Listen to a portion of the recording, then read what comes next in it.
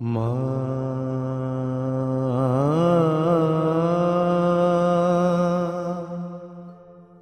এই মন্দির এই জায়গা থেকে কেউ সরাতে পারেননি। ব্রিটিশরা অভিযোগ জানিয়েছে রাজবাড়িতে, রাজা তার পরিপ্রেক্ষিতে একটা সভা ডেকেছেন। তখন ওনারা বিধান দেন, পণ্ডিতরা যখন জানালেন তখন ওই ব্রিটিশরা তখন দু সাইড দিয়ে রাস্তা করলো।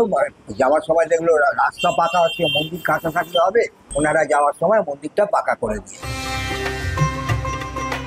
এমনকি এখানকার কালী নাকি স্বপ্নে এসেছিলেন মেট্রোর ইঞ্জিনিয়ারের। এই মন্দিরের অবস্থান ঘিরে রয়েছে নানান অলৌকিক কাহিনী। মেট্রো কাজ করার সময় আমার বলেছিল এখান থেকে মন্দির কি করে সরাব। কয়েকজন এক্সিকিউটিভ ইঞ্জিনিয়ার যে এখানে চার্জে ছিলেন স্বপ্ন দেখেন যে মা তাকে মারতে যাচ্ছে। তা মারতে যাচ্ছে কারণ কি, বললো আমার মন্দিরে যদি একটা ঘা পড়ে তো কিন্তু বংশ শেষ হয়ে যায়। তারপর থেকে উনি আর এখানে আর পোস্টিং নেননি, উনি অফিসে বলে ধর্মতলা এসপ্ল্যানেডের দিকে ট্রান্সফার নিয়েছি। লেবাররাও বললো আমরা মন্দিরে ওইভাবে এই হাতুড়ি ছানি এই অমুক তমুক দিয়ে মেরে আমরা কাজ করতে পারবো।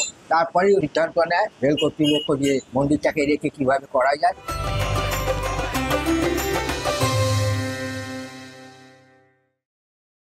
ফলো করুন আনন্দবাজার.com।